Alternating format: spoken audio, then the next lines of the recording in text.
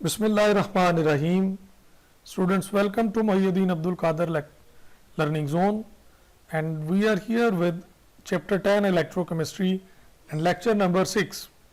और इस लेक्चर में हम इलेक्ट्रोकेमिकल सीरीज और उसकी एप्लीकेशंस को स्टडी करेंगे कि इलेक्ट्रोकेमिकल सीरीज को कैसे अप्लाई किया जा सकता है. So let's start with electrochemical series.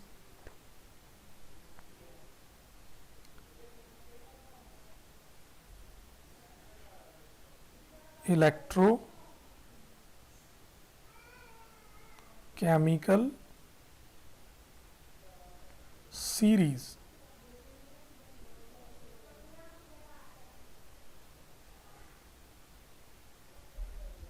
First of all ये देखिए कि इलेक्ट्रोकेमिकल सीरीज क्या है. Elements are arranged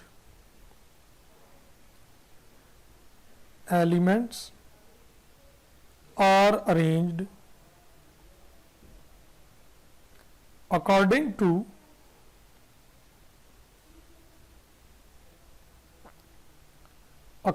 to standard electrode potential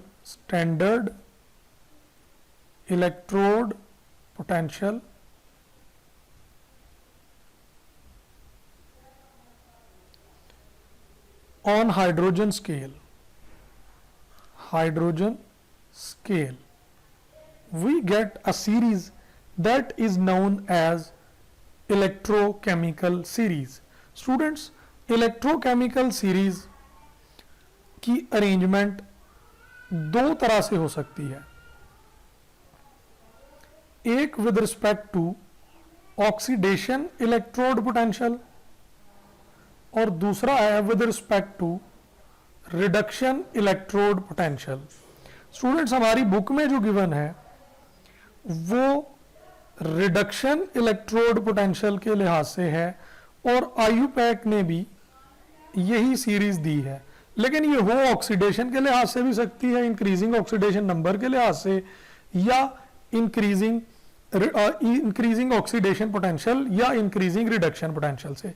हम कौन सी यूज करेंगे? हम रिडक्शन इलेक्ट्रोड पोटेंशियल के लिहाज से याद करेंगे. स्टूडेंट्स, हम इन इलेक्ट्रोड पोटेंशियल्स को यूज करेंगे, इनकी वैल्यूज को, टू सॉल्व डिफरेंट क्वेश्चंस. हम इसमें डिफरेंट एप्लीकेशंस डिस्कस करेंगे. स्टूडेंट्स, सबसे पहले हमें इलेक्ट्रोकेमिकल सीरीज याद करना बड़ा जरूरी है, तो उसके लिए आपको कुछ ट्रिक्स बताता हूं. विद इन 2 to 3 मिनट्स आप ये सारी याद कर लेंगे, अदरवाइज आपसे ये बड़ा मुश्किल लगेगा आपको याद करना. तो हम इसके लिए ट्रिक बनाते हैं.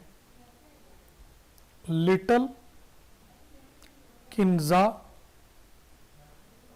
Can send monkey, elephant, zebra, crow in cubic, nickel, tin, lead, hut. Students, ये एक ट्रिक आपको बताई और इसी के लिए एक दूसरा भी है, इसका आधा हिस्सा बाकी है. Cute imported iron silver Hyderabadi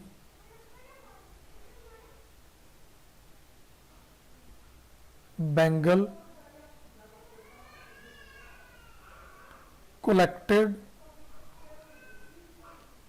all over Faisalabad.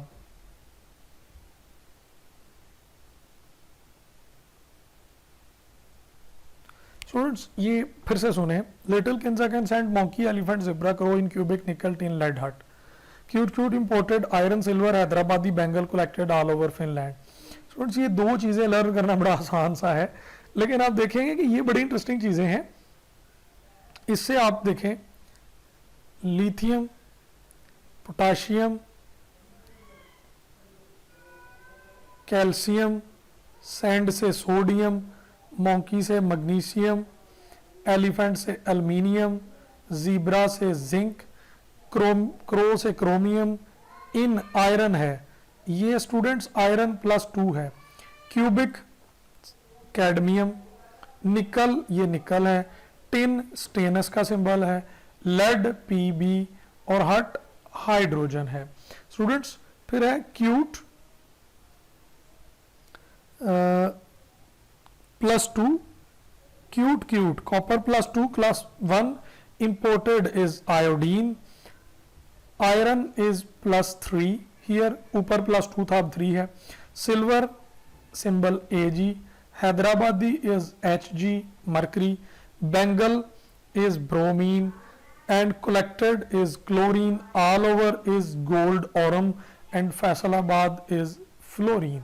तो स्टूडेंट्स ये आप बड़े आसान तरीके से याद कर लेंगे। आई होप सो कि आप 1-2 मिनट में इसको बड़ी जल्दी से याद कर लेंगे। अब ये टॉप टू बॉटम तो बड़ी लंबी सीरीज बन जाएगी, शायद उसको ऐसे सारा लिखना आपको नजर भी नहीं आएगा, तो मैं आपको लेफ्ट टू राइट लिख देता हूं students. Little, Kinza, can, sand, monkey, elephant, zebra, crow, in, cubic, निकल, टिन, लेड, हट, cute, imported, iron, silver, Hyderabadi, Bengal, collected, all over, Finland. Students यहां पर लेफ्ट टू राइट जो है आप कंसिडर करें कि यहां पे लेफ्ट टू राइट ये रिप्रेजेंट करता है टॉप टू बॉटम को, टॉप टू बॉटम को, क्योंकि स्क्रीन पे अगर मैं ये सारा लिखूंगा तो ये फिर आधी नजर आएगी, आधी नजर ही नहीं आएगी। स्टूडेंट्स जो लिथियम है ना, इसकी वैल्यू -0.3 -3.045 वोल्ट है। और स्टूडेंट्स आखिरी मेंबर कौन है? फ्लोरीन। It is +2.87 volt. इसका मतलब ये हुआ कि if you come from top to bottom you have negative value on upper side and you have positive value on lower side। यहाँ पे हाइड्रोजन है and hydrogen is considered as 0। हमने पढ़ा था कि हाइड्रोजन को आर्बिट्ररली 0 कंसिडर किया जाता है। स्टूडेंट्स इसकी डिफरेंट वैल्यूज हैं। अब जाहिर है ये सारी वैल्यूज आप याद नहीं कर सकते, जाहिर है मैं भी नहीं कर सकता, लेकिन इनकी वैल्यूज के बगैर भी बहुत सारे क्वेश्चंस आप सॉल्व कर लेंगे। मैं आपको एक ट्रिक बताता हूं और वो ट्रिक है upper is oxidised. Upper is oxidised और लोअर इज रिड्यूस्ड। डेफिनेटली अगर अपर ऑक्सीडाइज है तो लोअर इज रिड्यूस्ड। तो स्टूडेंट्स इसमें सिर्फ एक एप्लीकेशन के अलावा बाकी सारे क्वेश्चंस इसी से सॉल्व हो जाते हैं। तो अब हम इलेक्ट्रोकेमिकल सीरीज की एप्लीकेशंस पे आते हैं and start applications with measurement of EMF, measurement of EMF for cell। electromotive force, what is electromotive force? EMF। and what is EMF?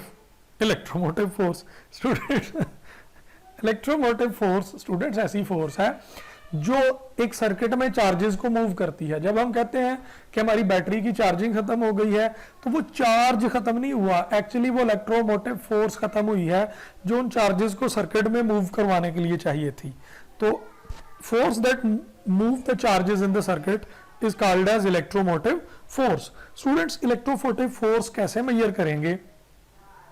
ये बड़ा सिंपल सा मेथड है कि आप electrode oxidation potential plus electrode reduction potential को total कर दें, it becomes the EMF, electromotive force. Students हमारे पास सपोज करें एक रिएक्शन है, zinc plus copper, it forms zinc +2 and copper neutral. Initially copper was +2. तो अब आप आइडेंटिफाई करें कि जिंक 0 से +2 में जाना, ये क्या है? ऑक्सीडेशन। और कॉपर का +2 से 0 में आना, ये क्या है स्टूडेंट्स? ये रिडक्शन। तो स्टूडेंट्स जिसकी ऑक्सीडेशन हुई है उसका ऑक्सीडेशन पोटेंशियल ले लेंगे, और जिसकी रिडक्शन हुई है उसी का रिडक्शन पोटेंशियल ले लेंगे। आपकी बुक में ऐसे नहीं लिखा हुआ जैसे मैंने लिखा है, बुक में ये लिखा हुआ है कि zinc lose 2 electrons and zinc form +2 and 2 electrons and copper +2 gain 2 electrons and it forms copper neutral. तो मैंने इसको एक प्रॉपर रिएक्शन की फॉर्म में लिख दिया है। स्टूडेंट्स जिंक के लिए ऑक्सीडेशन है और कॉपर के लिए रिडक्शन है। तो जिंक के लिए ऑक्सीडेशन इलेक्ट्रोड पोटेंशियल कितना है? +0.76, और कॉपर के लिए रिडक्शन इलेक्ट्रोड पोटेंशियल कितना है? It is +0.34 volt. Students electrochemical series में देखें तो जिंक का रिडक्शन पोटेंशियल गिवन है -0.76। अब हम क्या कर रहे हैं? हम माइनस को प्लस में कन्वर्ट कर रहे हैं, क्योंकि हमें रिडक्शन पोटेंशियल लिस्ट में गिवन है, हमें चाहिए कौन सा? ऑक्सीडेशन। तो स्टूडेंट्स इन दोनों पोटेंशियल को टोटल कर दें, 0.76 प्लस 0.34, इट इज 1.10 वोल्ट, और EMF कितनी आ गई? 1.10 वोल्ट। स्टूडेंट्स इस तरह से हम किसी भी सेल की EMF मेजर कर लेते हैं। अब इसके बाद क्या है? फिजिबिलिटी ऑफ ए रिएक्शन और spontaneity of A reaction predict feasibility. ये रिएक्शन मुमकिन भी है कि नहीं? फिजिबिलिटी ऑफ रिएक्शन स्टूडेंट्स ये 3 तरह से डिस्कस किया जाता है। एक तो फिजिबिलिटी, दूसरा स्पॉन्टेनियस, और तीसरी टर्म इसके ऊपर यूज की जाती है कि ये इलेक्ट्रोलिटिक है या गैल्वानिक है। तो हम इसको गैल्वानिक कह रहे हैं। गैल्वानिक है, स्पॉन्टेनियस है और फिजिबल है। इन तीनों का स्टूडेंट्स एक ही मतलब है। और स्टूडेंट्स हम 2 चीजें यूज करते हैं एज एग्जाम्पल। अगर हम जिंक कॉपर, जिंक न्यूट्रल था तो +2 बन गया, कॉपर +2 है तो न्यूट्रल बन गया। अब जिंक के लिए क्या है? ऑक्सीडेशन, और कॉपर के लिए क्या है? रिडक्शन। स्टूडेंट्स इनके ऑक्सीडेशन और रिडक्शन पोटेंशियल्स को टोटल कर दें, electrode oxidation potential plus electrode reduction potential, बिल्कुल उसी तरह से जिस तरह से हमने EMF कैलकुलेशन में किया है। तो जिंक का ऑक्सीडेशन पोटेंशियल 0.76 है और ये पॉजिटिव में है, प्लस कॉपर का 0.34 वोल्ट है, then answer is 1.10 volt. Students अब इसको अपोजिट कर दें, ये वैल्यू पॉजिटिव आई है। अब इसको इसके अपोजिट डिस्कस कर लें। Zinc copper, zinc and copper +2। Initially zinc was +2। Students अब देखें +2 से 0 में जाना, तो जिंक के लिए क्या है? रिडक्शन। 0 से +2 में आना, तो ये क्या है? ये ऑक्सीडेशन है। तो स्टूडेंट्स अब हमने क्या करना है? जिंक का रिडक्शन पोटेंशियल लेना है प्लस कॉपर का ऑक्सीडेशन पोटेंशियल टोटल करना है, क्योंकि इस रिएक्शन में जिंक की रिडक्शन हो रही है और कॉपर की ऑक्सीडेशन, जो इक्वेशन में हो रहा होगा स्टूडेंट्स, हमने सिर्फ उसी की बात करनी है। आपकी बुक में अगेन दूसरी तरह लिखा हुआ है कि एक दफा जिंक लूज कर रहा है और दूसरी दफा जिंक गेन कर सकता है। ये मैंने दोनों अपोजिट करके आपको लिख के दिखा दिए हैं। तो जिंक का रिडक्शन कितना है 0.76 प्लस कॉपर का ऑक्सीडेशन कितना है -0.34। स्टूडेंट्स आप लिस्ट में से दोनों की वैल्यूज देख लें। चले मैं लिख देता हूं, जिंक की ऑक्सीडेशन वैल्यू 0.76 है और ये पॉजिटिव में है वोल्ट्स, और कॉपर की रिडक्शन वैल्यू पॉजिटिव 0.34 वोल्ट है। तो स्टूडेंट्स हमें जिंक यहां पर कितना चाहिए रिडक्शन में, तो हम पॉजिटिव की बजाय क्या कर देंगे नेगेटिव, और कॉपर हमें किस में चाहिए ऑक्सीडेशन में, तो हम उसकी जगह क्या कर देंगे नेगेटिव, पॉजिटिव की जगह अब यहां पर क्या हो जाएगा नेगेटिव, तो प्लस माइनस माइनस होता है, ये -1.10 वोल्ट। स्टूडेंट्स अगर किसी चीज का टोटल इलेक्ट्रोड पोटेंशियल पॉजिटिव आएगा तो उसका क्या मतलब होगा, उसका मतलब होगा वो रिएक्शन स्पॉन्टेनियस है, वो रिएक्शन फिजिबल है, वो रिएक्शन गैल्वानिक है, यानी without expense of electrical energy वो रिएक्शन हुआ है। और अगर total electrode potential value negative आ जाती है, as in second case negative value आई, तो हम इसको कहेंगे कि ये नॉन स्पॉन्टेनियस है,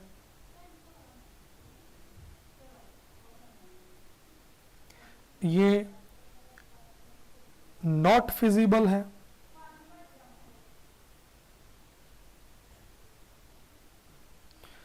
और ये इलेक्ट्रोलिटिक है। यानी नॉन स्पॉन्टेनियस होने और नॉन स्पॉन्टेनियस को ही तो इलेक्ट्रोलिटिक कहते हैं और इलेक्ट्रोलिटिक को नॉन स्पॉन्टेनियस कहते हैं। स्टूडेंट्स इसमें अगर एक्सपेंस ऑफ इलेक्ट्रिकल एनर्जी कर दी जाए, यानी ऊपर देखें जहां पे पॉजिटिव वैल्यू थी, ये वाला रिएक्शन पॉसिबल है, यानी जिंक की ऑक्सीडेशन होगी और कॉपर की रिडक्शन होगी। लेकिन अगर आप जिंक की रिडक्शन और कॉपर की ऑक्सीडेशन लिखें तो वो रिएक्शन फिजिबल नहीं है। फिजिबल ना होने का मतलब ये है कि वो रिएक्शन नॉर्मली नहीं हो सकता, लेकिन अगर आप इलेक्ट्रिक करंट सोर्स लगा दें, वोल्टेज सोर्स से उसको कनेक्ट कर दें, तो स्टूडेंट्स फिर जो नॉन स्पॉन्टेनियस या नॉट फिजिबल रिएक्शन होता है वो भी फिजिबल बन जाता है। तो ये हमने दो चीजें कैलकुलेट कर ली हैं कि आपने फिजिबिलिटी ऑफ रिएक्शन कैसे चेक करनी है। Negative value of total electrode potential तो वो non feasible, otherwise it is feasible. Third is relative tendency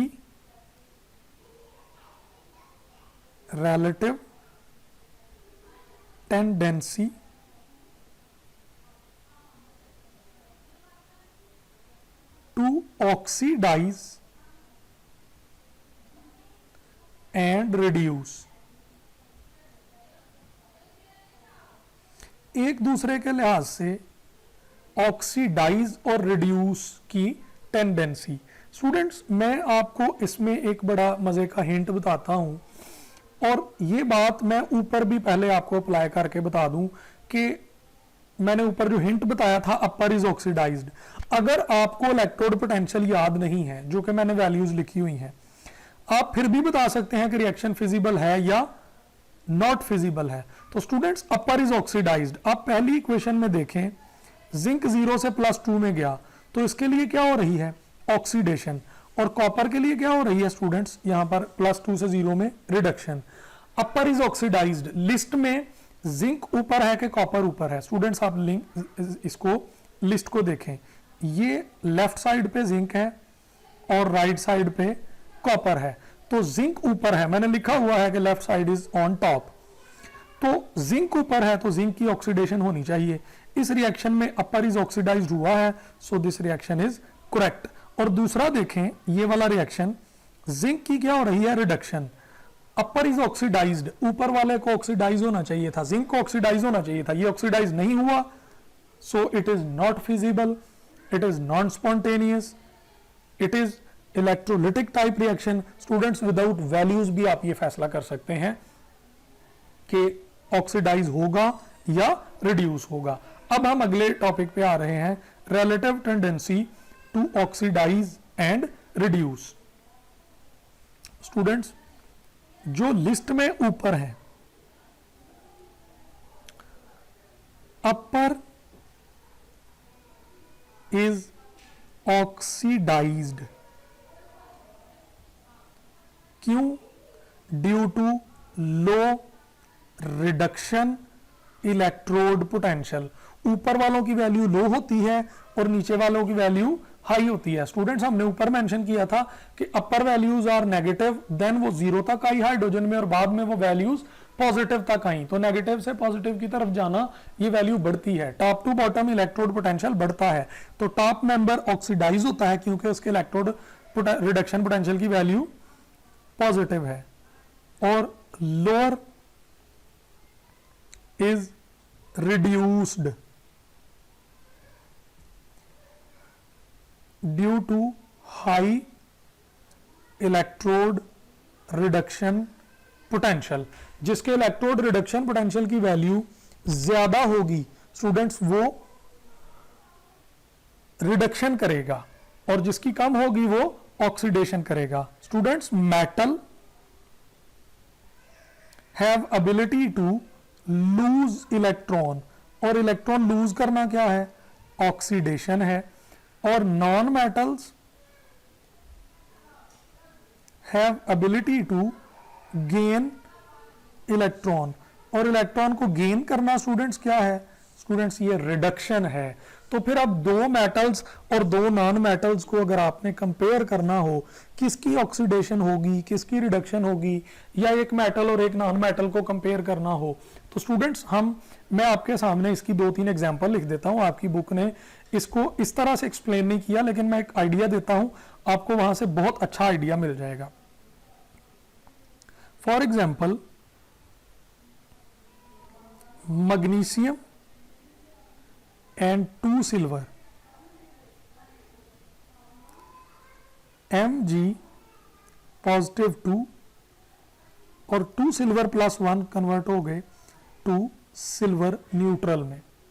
इसमें देखें मैग्नीशियम 0 से +2 में, तो मैग्नीशियम के लिए क्या है, ऑक्सीडेशन। मैग्नीशियम के लिए यहां पर ऑक्सीडेशन है, और सिल्वर के लिए क्या है, सिल्वर के लिए स्टूडेंट्स रिडक्शन है, क्योंकि सिल्वर +1 से 0 में हुआ। अब ये रिएक्शन फिजिबल है या नहीं, आप ये फैसला कर लें, बाकी हर सवाल का जवाब आपको खुद ही मिल जाएगा। Upper is oxidised, students magnesium list में ऊपर है और सिल्वर लिस्ट में नीचे है, ये रिएक्शन फिजिबल है। अगर ये फिजिबल है तो इसमें देखें मैग्नीशियम की क्या हुई है, ऑक्सीडेशन। लिस्ट में मैग्नीशियम ऊपर है, उसका रिडक्शन इलेक्ट्रोड पोटेंशियल कम है, इस वजह से उसकी क्या होगी, ऑक्सीडेशन। और सिल्वर लिस्ट में नीचे है, उसकी रिडक्शन इलेक्ट्रोड पोटेंशियल कम होगी, इसके लिए इस वजह से उसकी क्या होगी, reduction. Magnesium silver, magnesium aluminium, magnesium iron, इसको किसी से भी कंपेयर कर लें, like iron +3 and aluminium, iron 0 और एल्यूमिनियम +3। पहले ये फैसला करें कि ये रिएक्शन ठीक है या नहीं। इसको आप देखें कि लिस्ट में ऊपर कौन है, आयरन पॉजिटिव 2 ऊपर है, एल्यूमिनियम ऊपर है और आयरन नीचे है। तो एल्यूमिनियम की यहां पर क्या हुई है, ऑक्सीडेशन, और आयरन के लिए क्या हुई है, रिडक्शन। अपर इज ऑक्सीडाइज्ड है, आयरन लिस्ट में नीचे है, तो उसकी क्या हुई है, रिडक्शन। ये रिएक्शन बिल्कुल ठीक है। तो इसका मतलब है कि जब एल्यूमिनियम और आयरन का मुकाबला होगा तो उनमें relative tendency to oxidise aluminium की ज्यादा है और आयरन की कम है। एल्यूमिनियम की ऑक्सीडेशन क्यों हुई?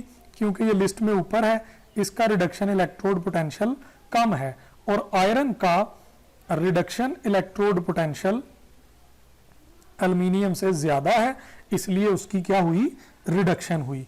तो students upper is oxidised pick कर लें। अब मैं इसको उल्टा करके लिखता हूं, आयरन और एल्यूमिनियम, आयरन +3 और एल्यूमिनियम 0। हमने ऐसे रिएक्शन को क्यों नहीं लिखा? इसको अपर इज ऑक्सीडाइज्ड पे चेक करें कि आयरन 0 से +3 में जा रहा है, तो आयरन की क्या हो रही है? ऑक्सीडेशन। हालांकि आयरन लिस्ट में नीचे है, इसकी रिडक्शन होनी चाहिए, ये रिएक्शन फिजिबल नहीं है। तो इसका मतलब ये हुआ कि एल्यूमिनियम और आयरन की मौजूदगी में आयरन कभी भी ऑक्सीडाइज नहीं हो सकता। हमेशा कौन ऑक्सीडाइज होगा? एल्यूमिनियम। जो लिस्ट में ऊपर है वही ऑक्सीडाइज होगा और दूसरा ऑक्सीडाइज नहीं होगा। स्टूडेंट्स मैं इसी बात को अप्लाई कर देता हूं क्लोरीन और ब्रोमीन पे, Cl2 Br2। तो ये 2Cl नेगेटिव और Br2 की बजाय इसको हम ब्रोमीन -2 लिख देते हैं। तो अब ये कन्वर्ट हो गया Br2 में। अब आप देखें क्लोरीन 0 से -1 में, इसकी क्या हुई? रिडक्शन। और ब्रोमीन -1 से 0 में, ब्रोमीन के लिए क्या हुई? ऑक्सीडेशन। स्टूडेंट्स लिस्ट में ऊपर कौन है? लिस्ट में ऊपर है ब्रोमीन, और ब्रोमीन के लिए क्या हुई? ऑक्सीडेशन। अपर इज ऑक्सीडाइज्ड के मुताबिक करेक्ट है, तो ब्रोमीन की ऑक्सीडेशन करने की सलाहियत ज्यादा है क्योंकि ये लिस्ट में ऊपर है, इसकी रिडक्शन इलेक्ट्रोड पोटेंशियल की वैल्यू कम है। क्लोरीन लिस्ट में नीचे है, इसकी रिडक्शन इलेक्ट्रोड की पोटेंशियल की वैल्यू ज्यादा है। और अगर आप इसको अपोजिट लिखें, 2 क्लोरीन नेगेटिव प्लस ब्रोमीन 2, और ये कन्वर्ट हो जाए Cl2 और 2 ब्रोमीन नेगेटिव में, तो स्टूडेंट्स आप देखें कि क्लोरीन माइनस से 0 में, यानी ये ऑक्सीडेशन है, क्लोरीन की ऑक्सीडेशन और ब्रोमीन की रिडक्शन। इसको अपर इज ऑक्सीडाइज्ड पे चेक करें तो ये गलत है क्योंकि लिस्ट में ऊपर ब्रोमीन है, ब्रोमीन की ऑक्सीडेशन होनी चाहिए, ये फिजिबल नहीं है। इसका मतलब ये है कि जब क्लोरीन और ब्रोमीन का मुकाबला होगा तो ब्रोमीन ऑक्सीडाइज करेगी और क्लोरीन रिड्यूस करेगी। स्टूडेंट्स ये आइडिया है अपर इज ऑक्सीडाइज का, और ये आइडिया है कि रिलेटिव एबिलिटी टू ऑक्सीडाइज और रिलेटिव एबिलिटी टू रिड्यूस किसकी ज्यादा है और किसकी कम है। अब नेक्स्ट एग्जाम्पल पे आ रहे हैं। Next use is chemical reactivity. Chemical reactivity students इसका वन लाइनर क्या है? केमिकल रिएक्टिविटी में अपर मेटल्स मोर रिएक्टिव, अपर मेटल्स मोर रिएक्टिव। स्टूडेंट जब मेटल को मेटल से कंपेयर करेंगे तो ये उसकी बात है, मेटल नॉन मेटल की कंपैरिजन में रिएक्टिविटी डिस्कस नहीं करनी। अपर मेटल्स आर मोर रिएक्टिव, क्यों? क्योंकि उनके रिडक्शन इलेक्ट्रोड पोटेंशियल की वैल्यू कम है, इजीली लूज इलेक्ट्रॉन और ऑक्सीडाइज, इजीली इलेक्ट्रॉन लूज करके ऑक्सीडाइज हो जाते हैं। Lower non metals more reactive. उसकी वजह क्या है? जो मेटल या जो नॉन मेटल नीचे होगी लिस्ट में, नीचे वालों की रिडक्शन इलेक्ट्रोड पोटेंशियल ज्यादा होती है, इसलिए वो गेन इलेक्ट्रॉन इजीली,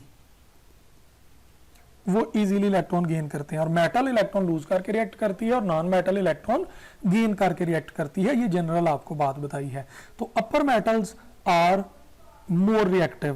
तो इसका क्या मतलब हुआ कि lithium, sodium, potassium are highly reactive in redox reactions. Students इसके बाद हम लिख रहे हैं कॉपर, सिल्वर, गोल्ड जो कि कॉइनेज मेटल हैं, वो लीस्ट रिएक्टिव हैं, ये रिएक्टिव और नॉन रिएक्टिव अमंग मेटल्स है। स्टूडेंट्स हमने इनको नॉन मेटल्स के साथ कंपेयर नहीं किया। और नॉन मेटल्स में ये आइडिया मैंने बता दिया है कि लो और मोर रिएक्टिव होती है। Students lead, stannous, nickel, cobalt, cadmium ये स्लो रिएक्शन करते हैं, स्लो रिएक्शन। वजह क्या है? They are close to hydrogen in electrochemical series, so इनकी reduction electrode potential upper metal की निस्बत हाई है with respect to upper metal, तो ये बहुत स्लो रिएक्ट करती हैं। और आयरन, क्रोमियम, जिंक इनके लिए नेगेटिव रिडक्शन इलेक्ट्रोड पोटेंशियल ज्यादा है। नेगेटिव ज्यादा का मतलब है ओवरऑल उसकी वैल्यू कम है, तो वो इजीली रिएक्ट करती हैं as compare to the other metals. तो स्टूडेंट्स ये आप रिएक्शन विद हाइड्रोजन कह लें, रिएक्शन विद स्टीम कह लें, ये सारी बातें उन दोनों के लिहाज से हैं। अगर आप देखें तो एक बात यहां से और भी जाहिर होती है, अपर पे क्या होती है? ऑक्सीडेशन, और ऑक्सीडेशन किस पे होती है? एनोड पे। तो अपर एनोड होगा और लोअर पे रिडक्शन होती है स्टूडेंट्स, और रिडक्शन किस पे होती है? कैथोड पे। तो लोअर मेटल जो है वो कैथोड होगी। स्टूडेंट्स आपने जो गैल्वानिक सेल पढ़ा था उसकी एग्जांपल में हमने डैनियल सेल पढ़ा, तो जिंक की ऑक्सीडेशन और कॉपर पे रिडक्शन हो रही है। ये अपोजिट क्यों नहीं होता? क्योंकि लिस्ट में जिंक ऊपर है और कॉपर नीचे है। So ability to oxidise for zinc is greater. Students next is reaction of metal with dilute acid. Reaction of metal with dilute acids. dilute acid और मेटल के रिएक्शन को आपने अब कंपेयर करना है। स्टूडेंट्स दोनों में अब कौन सी मेटल dilute एसिड से रिएक्ट करेंगी और कौन सी नहीं करेंगी? स्टूडेंट्स मैं आपको सिंपल सा इसके लिए एक बता देता हूं। हम कुछ रिएक्शन देखते हैं। Magnesium plus 2HCl, MgCl2 plus H2, silver plus 2HCl,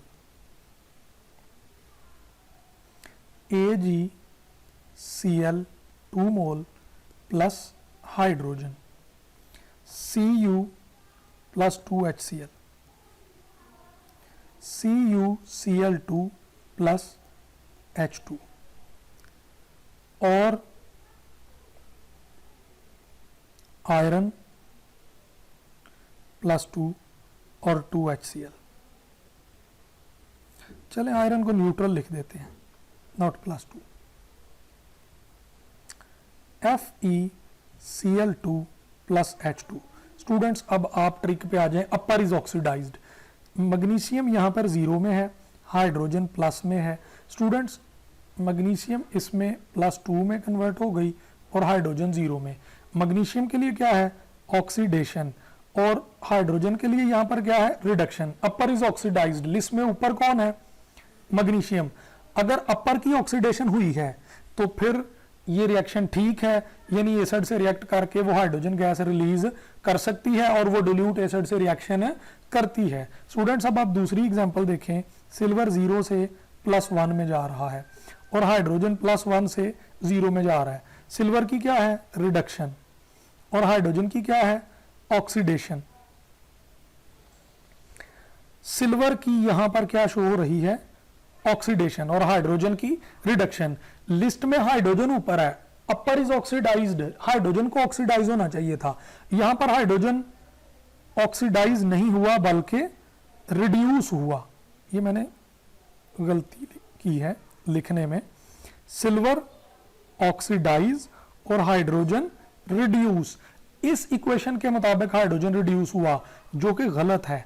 list में ऊपर हाइड्रोजन है, हाइड्रोजन की ऑक्सीडेशन होनी चाहिए थी। अगर ये गलत है, फिजिबल नहीं है, तो फिर समझें कि सिल्वर डिल्यूट एसिड के साथ रिएक्शन नहीं करती और हाइड्रोजन गैस को भी रिलीज नहीं करती। लुक फॉर कॉपर, कॉपर 0 से +2 में हुआ। कॉपर की क्या है? ऑक्सीडेशन। स्टूडेंट्स, लिस्ट में ऊपर कौन है? कॉपर ऊपर है या हाइड्रोजन? हाइड्रोजन ऊपर है। हाइड्रोजन की ऑक्सीडेशन होनी चाहिए थी, यहां पर हाइड्रोजन की क्या है? रिडक्शन। ये भी नहीं हो सकता। कॉपर भी डिल्यूट एसिड से रिएक्शन नहीं कर सकती।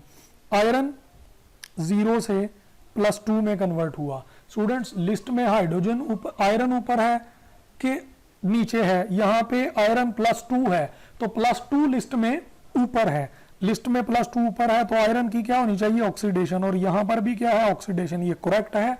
सो आयरन जब +2 में जाता है तो ये रिएक्ट कर सकता है। इसका मतलब है कि वो डिल्यूट एसिड से रिएक्ट भी करता है और वो हाइड्रोजन को रिलीज भी कर सकता है। तो स्टूडेंट्स, अपर इज ऑक्सीडाइज्ड, कितना सिंपल सा आइडिया है। अब इसकी लॉजिक डिस्कस करें कि magnesium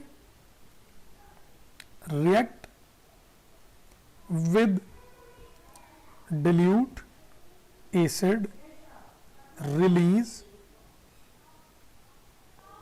hydrogen gas. Why it release hydrogen gas and why it react with dilute acid?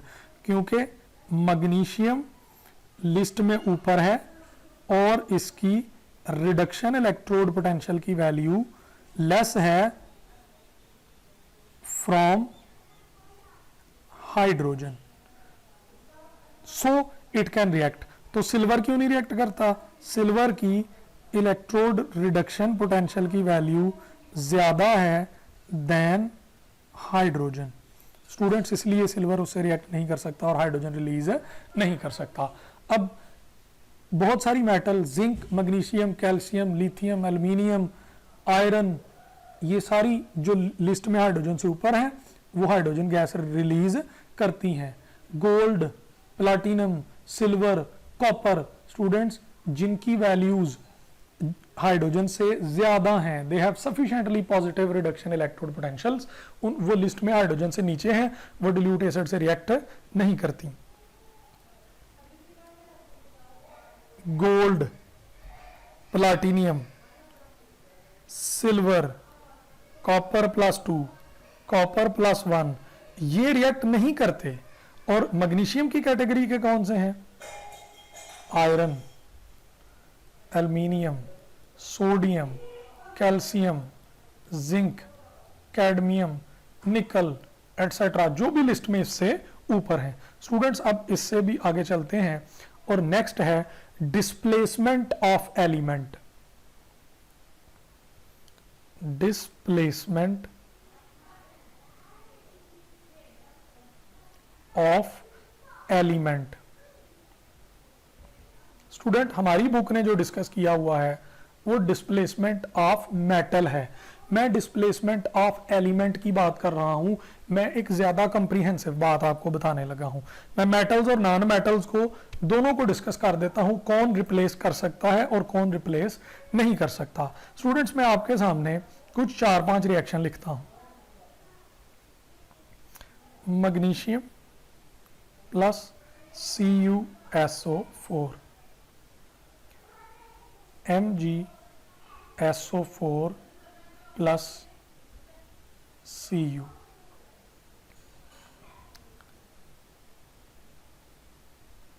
ZnSO4 plus copper,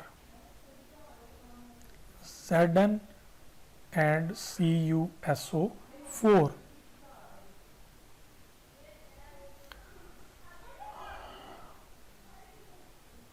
FeCl3 2 mole plus 6 mole silver, 6 AgCl and 2 iron,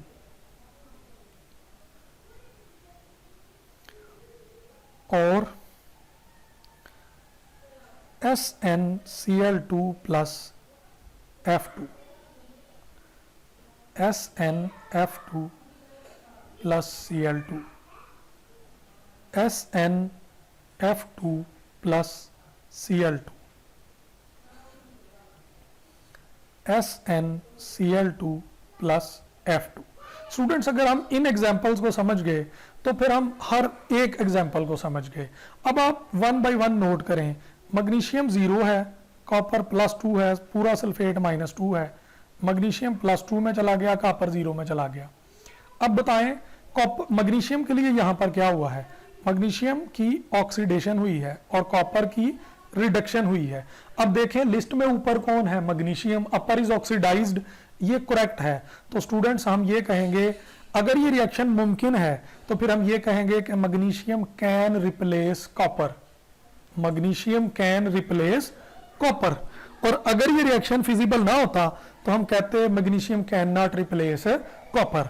अब देखें zinc यहाँ पर +2 में है, कॉपर यहाँ पर 0 है, जिंक 0 हुआ, कॉपर +2 हुआ, तो जिंक +2 से 0 में गया, जिंक की क्या हुई यहाँ पे?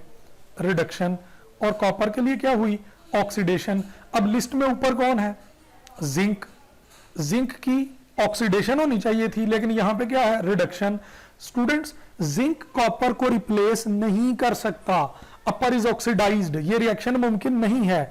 इसका मतलब है कि जिंक कॉपर को रिप्लेस नहीं कर सकता, लेकिन कॉपर जिंक को रिप्लेस,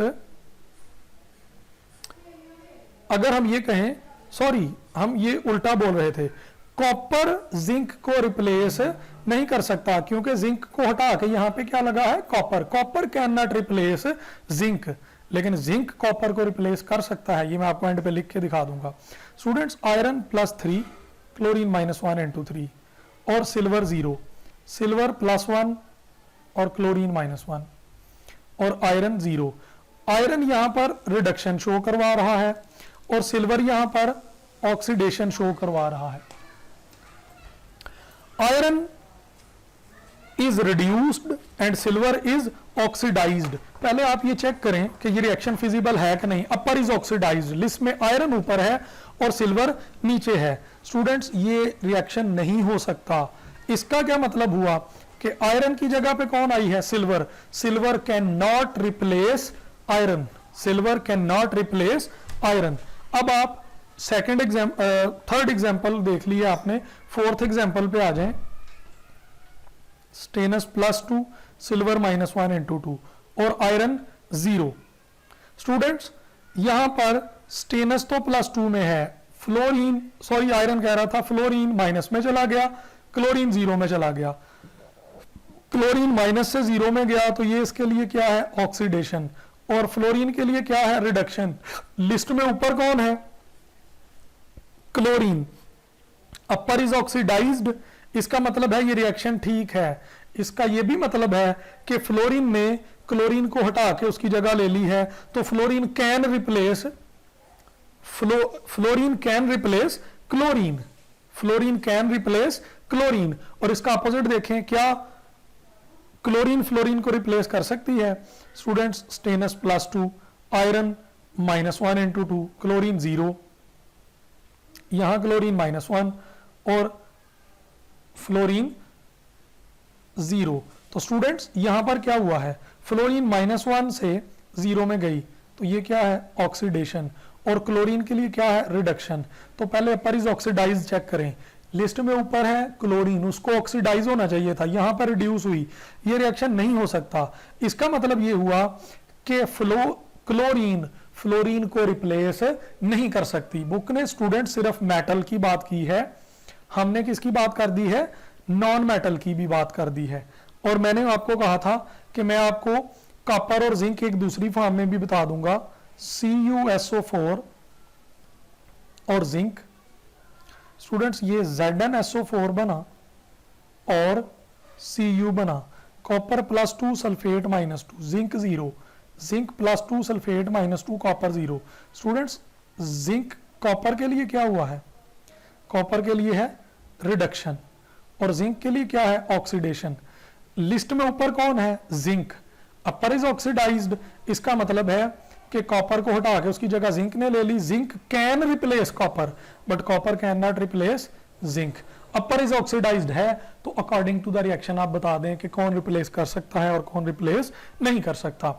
इसी तरह आप नॉन मेटल की भी बात कर सकते हैं। स्टूडेंट्स, अपर मेटल रिप्लेस लोअर, वजह क्या है? रिडक्शन इलेक्ट्रोड पोटेंशियल लेस है फॉर अपर।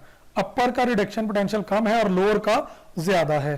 और नॉन मेटल्स की बात करें तो lower non metals replace upper.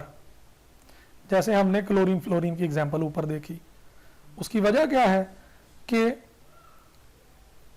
Reduction electrode potential is higher for lower metals, lower non metals, not metals।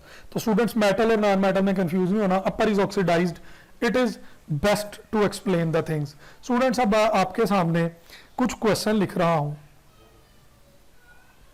अब आप उन क्वेश्चंस को खुद प्रैक्टिस करें ताकि आपको ये बात समझ आ जाए कि हम क्या डिस्कस करने जा रहे थे और हमने इन सारी चीजों में से क्या सीखा है। स्टूडेंट्स, क्वेश्चन है sodium and potassium can displace hydrogen from H2SO4 और HCl, यानी कोई भी acid, but platinum, cadmium and copper can not. Why? Platinum cadmium को रिमूव कर देता हूं मैं, platinum and copper can not. Why? Students, इसका आंसर बताएं। इस स्टूडेंट्स इनकी रिएक्शन लिखें, अपर इज ऑक्सीडाइज चेक करें, फिर आप उसके लिहाज से फैसला करें कि अपर अगर ऑक्सीडाइज हो रहा है तो वो रिएक्शन मुमकिन है, ये रिप्लेस कर सकते हैं, और कर सकते हैं तो फिर बताएं कि रिडक्शन इलेक्ट्रोड पोटेंशियल किसकी ज्यादा है किसकी कम है। ये क्वेश्चन का आंसर हो जाएगा। स्टूडेंट्स, एक रिएक्शन लिखते हैं कि क्रोमियम प्लस HCl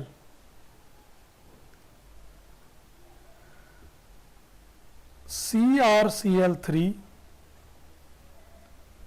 और हाइड्रोजन 3 मोल, 6 मोल, 2 मोल। स्टूडेंट्स, ये रिएक्शन फिजिबल है या नहीं? फिजिबल और नॉट, पॉसिबल और नॉट, स्पॉन्टेनियस और नॉन स्पॉन्टेनियस, ये बताएं। और दूसरी बात, एक रिएक्शन लिखता हूं Cu and HCl, CuCl half mole of H2, ये रिएक्शन फिजिबल है कि नहीं, ये भी बताएं। स्टूडेंट्स, इस तरह के क्वेश्चन आपको आएंगे कि ये एक रिएक्शन लिखा होगा, वो फिजिबल है कि नहीं है, उसकी EMF कितनी है, अगर फिजिबल है तो तब भी कैलकुलेट करें, फिजिबल नहीं है तो तब भी कैलकुलेट करें, पॉजिटिव या नेगेटिव का डिफरेंस आ जाएगा। और इस तरह से स्टूडेंट्स हम डिफरेंट चीज़ों को डिस्कस करते हैं। लाइक एक क्वेश्चन अगर ऐसे आ जाए कि कॉपर और जिंक का एक सेल है और उसकी EMF पॉजिटिव है, कैलकुलेट वैल्यू, तो आप लिस्ट में दोनों की वैल्यू देखते हैं, अपर इज ऑक्सीडाइज देखते हैं, ऑक्सीडाइज कौन होगा उसका ऑक्सीडेशन पोटेंशियल ले लें, और जो रिड्यूस होना होता है उसका रिडक्शन पोटेंशियल ले लें, दोनों को टोटल कर दें। तो स्टूडेंट्स, इस तरह से आपको ये चीज़ें समझ में आ जाएंगी। आई होप सो कि ये लेक्चर आपके लिए फ़ायदामंद होगा। स्टूडेंट्स, अगर आपको ये लेक्चर फ़ायदामंद लगे तो आप हमारे लेक्चर को लाइक करें, आप हमारे चैनल को सब्सक्राइब करें और अपने दूसरे क्लास फेलोज तक पहुंचाएं, अपने फेलोज तक पहुंचाएं ताकि उनकी भी हेल्प हो सके। Students, wait for the next lecture, till then अल्लाह हाफिज, अस्सलाम वालेकुम।